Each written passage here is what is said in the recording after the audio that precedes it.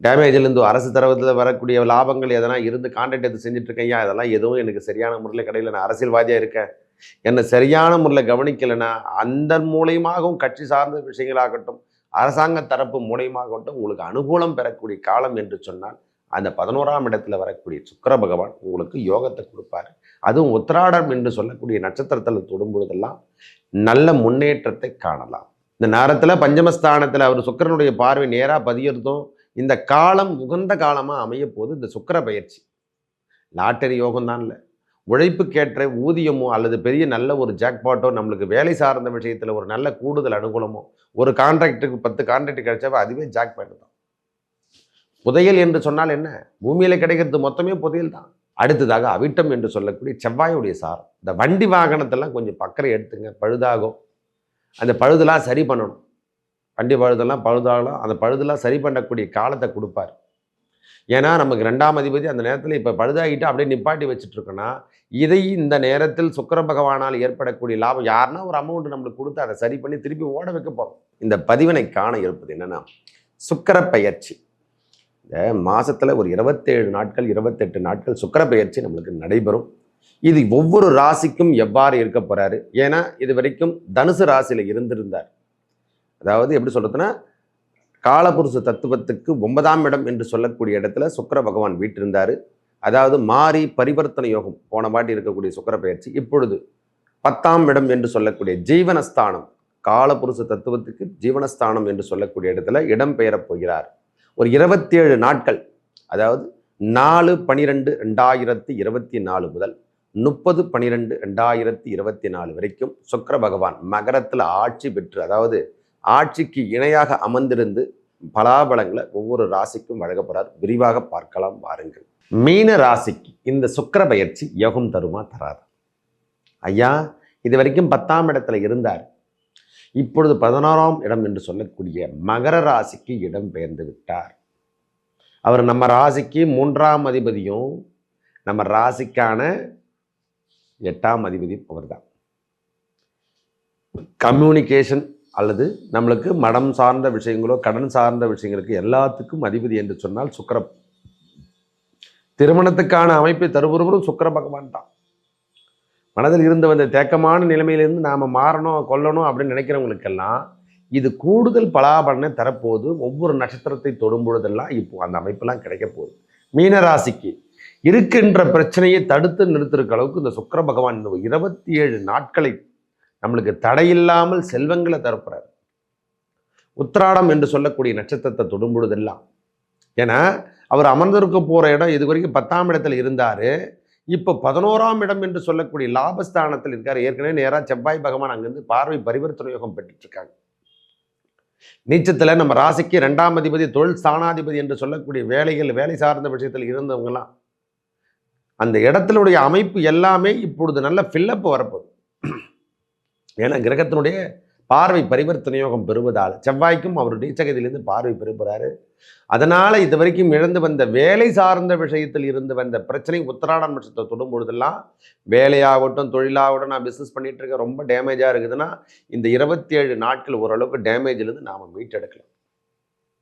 டேமேஜிலிருந்து அரசு தரத்தில் வரக்கூடிய லாபங்கள் எதனா இருந்து கான்ட்ராக்ட் எடுத்து செஞ்சுட்டு இருக்கேன். அதெல்லாம் எதுவும் எனக்கு சரியான முறையில் கிடையில. நான் அரசியல்வாதியாக இருக்கேன், என்னை சரியான முறையில் கவனிக்கலைன்னா அந்த மூலியமாகவும் கட்சி சார்ந்த விஷயங்களாகட்டும் அரசாங்க தரப்பு மூலியமாகட்டும் உங்களுக்கு அனுகூலம் பெறக்கூடிய காலம் என்று சொன்னால் அந்த 11ஆம் இடத்துல வரக்கூடிய சுக்கிர பகவான் உங்களுக்கு யோகத்தை கொடுப்பார். அதுவும் உத்திராடம் என்று சொல்லக்கூடிய நட்சத்திரத்தில் தொடும் பொழுதெல்லாம் நல்ல முன்னேற்றத்தை காணலாம். முக்கியமாக புத்திரபாகியம் என்று சொல்லக்கூடிய திருமணம் ஆயிடுச்சுன்னா திருமணம் சார்ந்த விஷயங்கள் நம்மளுக்கு முன்னெடுத்து செய்யா, திருமணம்லாம் ஆயிடுச்சையா, புத்திரபாகியம் தான் கிடைக்கலன்னா அந்த பாக்கியம் இப்பொழுது கிடைக்கின்ற தருணம் ஒரே சொல்லப்பட தருணமாக மாறுது. அந்த காலம் இனிதாக மாறப்போகுது. ஏன்னா ஒரு பார்வை வாங்கலை அவர், குருவோட பார்வை சுக்கிரன் வாங்குறார், சுக்கிரனோட பார்வை செவ்வாய் வாங்குறாங்க. பஞ்சமஸ்தானத்திலே நம்மளுக்கு பார்வை பரிவர்த்தனை யோகம் பெறுது.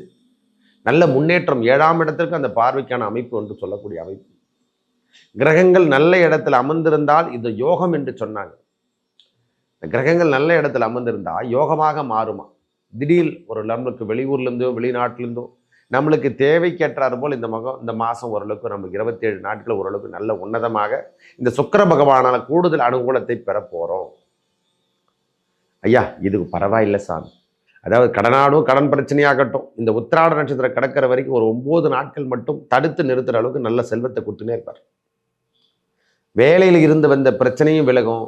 நம்ம குழந்தை சார்ந்த விஷயமோ மனைவி சார்ந்த விஷயமோ இருந்து வந்த அவருக்கு உடம்புல இருந்து வந்த பிரச்சனைகளும் இந்த சுக்கிர பகவானால் அந்த செலவினத்தை கொடுத்து நாம கட்டுக்குள் வரப்போறோம். ஓரளவுக்கு பரவாயில்லை. 2 என்பது வேலை தொழில் இல்லவா, அந்த ஸ்தானாதிபதி எங்க கெட்டு போயிருக்கிறார்? 4ஆம் இடத்துல கெட்டு, நம்ம ராசிக்கு 5ஆம் இடத்துல கெட்டு போயிருக்காரு. திரிகோண ஸ்தானத்தில் அமர்ந்திருக்காரு. அவருடைய பார்வையை நேரடியாக சுக்கிர பகவான் வாங்குறதால அந்த இடமும் இப்போ லக்ஷ்மி கடாட்சம் பெறுது. நம்மளுக்கு தொழிலும் நன்றாக இருக்க போது, ஓரளவுக்கு பரவாயில்லை சுவாமி, அதிலிருந்து நாம மீட்டெடுத்துடலாம், ஒன்றும் பிரச்சனை கிடையாது. அடுத்தது திருவோணம் என்று சொல்லக்கூடிய நட்சத்திரத்தை தொடும் பொழுது அதிகப்படியான செல்வங்கள் வந்து சேரும். திடீர் லாட்டரி கூட அடிக்கீங்க. இந்த நாட்கள் எப்படானா 13ஆம் தேதியிலிருந்து நம்மளுக்கு கிடைக்கும். யூஸ் பண்ணுங்க. இந்த நேரத்தில் பஞ்சமஸ்தானத்தில் அவர் சுக்கிரனுடைய பார்வை நேராக பதியறதும் இந்த காலம் உகந்த காலமாக அமைய போது இந்த சுக்கிர பயிற்சி. லாட்டரி யோகம் தான் இல்லை, உழைப்புக்கேற்ற ஊதியமோ அல்லது பெரிய நல்ல ஒரு ஜாக்பாட்டோ, நம்மளுக்கு வேலை சார்ந்த விஷயத்தில் ஒரு நல்ல கூடுதல் அனுகூலமோ, ஒரு கான்ட்ராக்டுக்கு 10 கான்ட்ராக்ட் கிடைச்சாவே அதுவே ஜாக்பாட் தான். புதையல் என்று சொன்னால் என்ன? பூமியில் கிடைக்கிறது மொத்தமே புதையல் தான். பூமியில் கிடைக்கிறது அனைத்துமே புதையல் தான். ரியல் எஸ்டேட் போட்டு விற்றா அதுவும் பூமியை புதையல் தானே. அவங்க என்ன கம்மியாக விற்கிறாங்க? லட்சக்கணக்கில் கோடிக்கணக்கில் தான் சேல்ஸ் பண்ணுறாங்க. அப்படி கிடைக்கும் போது பூமியில் கிடைக்கின்ற கனிம வளங்களும் புதையல் தான், நீரும் புதையல் தான், எல்லாமே புதையல் தான். இது தெரியாமல் தான் புதையல் கிடைக்கும் ஜோசிகாரன் சொல்லிட்டு போயிட்டான்னா அவன் தான் போட்டு எங்களை வேற ஜாதகத்தில் வேறு போட்டு கேட்டிடுறாங்க. சொல்லிட்டு போயிட்டார் அந்த ஜோசிகாரர், சொல்லிட்டு போனால் புதையல் கிடைக்குது. பூமியில் கிடைக்கின்ற அனைத்து பொருட்களும் புதையலே. அதான் பூமியே புதையல் தானே, அதை முதல்ல தெரிஞ்சுக்க மாட்டோம். நீராகட்டும் மண்ணாகட்டும் எல்லாமே தானே வித்துட்டு இருக்கான். இப்போ எல்லாமே செட்டிங்கில் தானே போயிட்டு இருக்கு. அப்படி இருக்கும்போது புதையல் கிடைக்கின்ற அளவுக்கு நம்மளுக்கு லாபம் தருகின்ற அளவுக்கு நம்மளுக்கு யோகம் தரப்போகுது. இன்னைக்கு ஏதோ ராஜசபையில் இருந்தாங்க, எல்லாத்தையும் விற்றாங்க, உள்ள வச்சாங்க, வச்சுட்டு போயிட்டாங்க. இன்னைக்கு எங்க வைக்க முடியுது? இன்கம் டேக்ஸ் ரைடு எங்க ஒன்னா பூந்து போற அளவுக்கு நம்மளுக்கு இருக்குது. எந்த இடத்துல வச்சாலும் நீ செல்லில் பேங்க்ல வேற பேங்க்ல வச்சா கூட கண்டுபிடிச்சி விடுறாங்க. அந்த அளவுக்குலாம் ஈடுபாடு, கம்யூனிகேஷன் எல்லாமே கிடைச்சிச்சு, நெட்டு கிடைச்சிச்சு, எல்லாமே உலகம் பெரிய பிரம்மாண்டத்தை கொடுக்குது. மீனத்தை பொறுத்த வரைக்கும் திருவோண நட்சத்திரத்தை தொடும்பொழுதெல்லாம் நல்ல லக்ஷ்மி கடாட்சம் கிடைக்குங்க. அதான் புத்திர பாக்கியம் கிடைக்க போகுது. பஞ்சமஸ்தானத்தில் சந்திரனிலிருந்து நேரடியாக அவர் வீட்டை பார்க்கும் பொழுதுலாம் அந்த பாக்கியம் கிடைக்கும். அதுவும் இல்லாமல் லக்ஷ்மி கடாட்சம் என்று சொல்லக்கூடிய வீட்டுக்கு தேவையான உபகரணங்களை வாங்குற அளவுக்கு நம்மளுக்கு ஒரு வீட்டில் ஒரு பொருள் வாங்குகிறோம், ஒரு வேலைக்கு போகிறோம், அந்த இடத்துல தேவைகள் எல்லாமே பூர்த்தி செய்யணும்னா அந்த இடத்துல கரெக்டாக இருக்கணும். ஒரு கம்ப்யூட்டர் முதல் கொண்ட ஏசி, ஃப்ரிட்ஜு எல்லாமே இருக்கணும். இல்லை சாமா செட்டு, மளிகை பொருட்கள் அனைத்தும் நம்மளுக்கு கிடைக்கணும். உணவு சார்ந்த விஷயங்கள் எல்லாமே நாம இந்த மாதம் 27 தேதியில் 27 தேதியில் 9 தேதி நாம் செலவினங்களும் பண்ண போகிறோம். அதுக்கு தேவையான அளவுக்கு நம்மளுக்கு செல்வங்களும் வரப்போகுது. அந்த சந்திர நட்சத்திரத்தை தொடும் பொழுதெல்லாம் நல்ல யோகத்தை கொடுக்கும். அதில் சந்திரனை தொட்டு நட்சத்திரத்தை தொட்டு சந்திரனுடைய வீட்டை நேரடியாக பார்க்கறது இன்னும் யோகம் தரும். இதை விட இன்னும் யோகம் மகர ராசி, அதாவது மன்னிக்கணும், மீன ராசிக்கு இதை விட யோகம் என்று சொல்லக்கூடிய அமைப்பு பரவாது.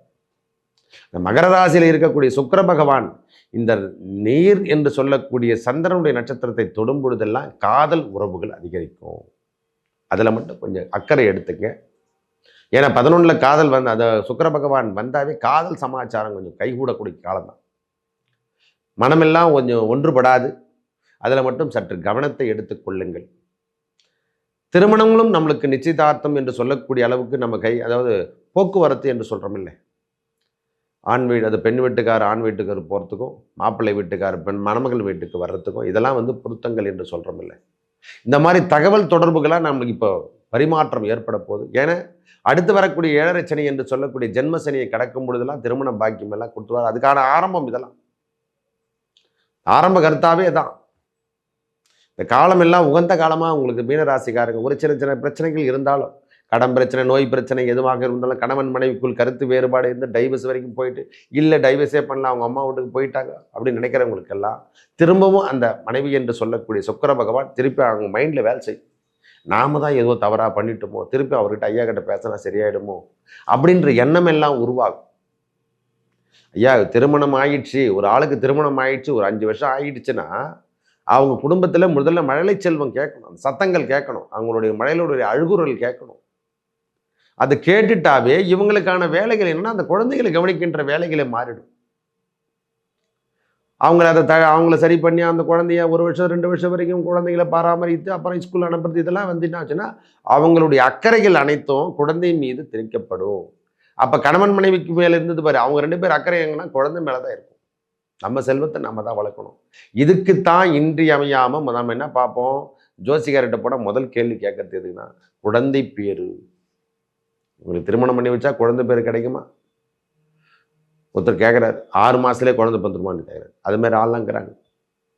இதெல்லாம் தேவையா? இதெல்லாம் அந்த மாதிரிலாம் சுச்சுவேஷன்லாம் இருக்குது. நம்ம ஆண்டுகள் என்று சொன்னால் ஒரு 5 ஆண்டுகள் இல்லை 3 ஆண்டுகள், அதுக்கு மேலே வேணாம். ஏன்னா தடையாக இருக்கப்பட்டப்பட்ட அதெல்லாம் மாற்றிக்கணும். மருத்துவம் சார்ந்த விஷயங்களோ நாம் எடுத்துக்கணும். ஏன் இப்போ சொல்கிறேன்னா அந்த புத்திர பாக்கியம் கிடைக்கின்ற காலம் வருது சார். அந்த கம்யூனிகேஷன் எல்லாமே நம்மளுக்கு தகவல் தொடர்பு பிரிந்திருந்த உறவுகளில் இருந்த அந்த கணவன் மனைவி கருத்து வேறுபாடெல்லாம் மாறிட்டு திருப்பியும் ஒன்று சேரத்துக்கான நாம் ஏதோ தவறு பண்ணிட்டோம், நம்மளுக்கு இந்த குழந்தை இல்லாத ஒரு பிரச்சனை தான், இதை சரி பண்ணால் எல்லாமே நாம் வாழ்ந்துருவோம் அப்படின்ற ஒரு எண்ணம் எல்லாம் உருவாகும். அதெல்லாம் கொடுக்க போகிறான். இப்போ சந்திரன் என்பது மனோகாரகன் அல்லவா? அந்த நட்சத்திரத்தை சுக்கிர பகவான் கொடுத்தாலே முதல்ல அதை தான் தரும். நாம ஏன் சரியாக பேசலைன்றது. அடுத்ததாக அவிட்டம் என்று சொல்லக்கூடிய செவ்வாயுடைய சாரம். இந்த வண்டி வாகனத்தெல்லாம் கொஞ்சம் பக்கரை எடுத்துங்க, பழுதாகும். அந்த பழுதெல்லாம் சரி பண்ணணும். வண்டி பழுதெல்லாம் பழுதாகலாம், அந்த பழுதெல்லாம் சரி பண்ணக்கூடிய காலத்தை கொடுப்பார். ஏன்னா நமக்கு 2ஆம் அதிபதி அந்த நேரத்தில் இப்போ பழுதாகிட்டு அப்படியே நிப்பாட்டி வச்சுட்ருக்கோன்னா இதை இந்த நேரத்தில் சுக்கிர பகவானால் ஏற்படக்கூடிய லாபம் யாருன்னா ஒரு அமௌண்ட் நம்மளுக்கு கொடுத்து அதை சரி பண்ணி திருப்பி ஓட வைக்க போகிறோம். வண்டி வாகனம் போக்குவரத்தாகட்டும், இடமாச்சு, வீட்டாகட்டும், எதுவானா இருக்கட்டும், சரியில்லாத இடத்த நாம் சரி பண்ணிக்கின்ற காலமாக வரப்போது. இந்த மூத்தவர் என்று சொல்லக்கூடிய வீட்டில் பெரியவங்க யாருன்னா இருந்தால் அவங்க உடல்நலத்தில் சற்று அக்கறை எடுத்துக்கங்க. பெரியவங்க உடல்நிலையிலே சற்று அக்கறை எடுத்துக்கணும். அவங்க எடுத்துக்கினாவே போதுமானது. அவங்க உடல்நலத்துக்கு வைத்தியிட்டு போய் காமிக்கிறது, ஹாஸ்பிட்டலிட்டு போகிறது, இந்த மாதிரி விஷயங்களை நாம் தகவல் தொடர்புகளாக செய்து கொண்டாலே போதுமானது. அவங்க உடல்நிலை தேறிவிடும். இது வரைக்கும் தொந்தரவு பண்ணினே இருந்தவங்களுக்கு இந்த உடல்நிலையில் தேறி வரக்கூடிய காலமாகவும். மீனராசியை பொறுத்த வரைக்கும் இந்த சுக்கிர பெயர்ச்சி ஓரளவுக்கு பரவாயில்லை. லாபத்தில் அமர்ந்திருந்தாலும் யோகத்தை கொடுக்கவில்லை என்றாலும் இருக்கிறத கட்டுக்குள் வச்சுக்கிற அளவுக்கு நம்மளுக்கு தனித்தன்மையை கொடுக்க போறார். எதையுமே எதிர்த்து போராடணும், அது வேற விஷயம். தடையான விஷயங்கள் அனைத்தும் கலைந்து செல்லக்கூடிய காலம் என்று சொன்னால் அது நன்றாக இருக்குது. ஐயா பயப்பட தேவையில்லை. இந்த 27 நாட்கள் ஓரளவுக்கு வருமானத்தையும் ஓரளவுக்கு முன்னேற்றத்தையும், தொழில் இருந்து வந்த பிரச்சனைகளோ, தந்தையார் ஸ்தானத்தில் இருந்து வந்த பிரச்சனைகள், வேலையில் இருந்து வந்த பிரச்சனைகள் அனைத்தும் விலகும். முக்கியமாக திருமண பந்தம், உறவுகள் இவையெல்லாம் சேரக்கூடிய காலமும் குழந்தை பேர் கிட்டக்கூடிய காலமாகவும் இந்த சுக்கிர பெயர்ச்சி நல்லதை கொடுக்க போதியா. ஒவ்வொரு முறையும் சுக்கிர பகவான் நம்மளுக்கு கொடுக்கின்ற பாக்கியம் வெகு தொலைவில் இல்லாமல் இன்னும் கொஞ்சம் கிட்ட வரப்போறார். ஏன்னா நம்ம ராசியில் தான் உச்சமடைவார். அதனால தான் சொல்கிறேன், முக்கியமாக நம்ம ராசியில் தான் உச்சமடையக்கூடிய சுக்கிர பகவான் இந்த நேரத்தில் தகுதி படைத்த வலுவோடு நாம் ஆட்டி படிக்க போகிறோம். ஓரளவுக்கு பரவாயில்ல சாமி, இந்த முறை சுக்கிர பெயர்ச்சி வெல்லக்கூடிய அளவுக்கு திறமையோடு நம்மளுக்கு செல்வத்தை கொடுக்க போகிறார். மேலும் நல்லதெல்லாம் நடக்க இறைவன் முருகப்பெருமானை வணங்கி வரவும் உங்கள் வாழ்வில் ஏற்பட்ட துன்பங்கள் அனைத்தும் அந்த சுக்கிர பகவான் மாற்றி அமைப்பார். நன்றி, வணக்கம்.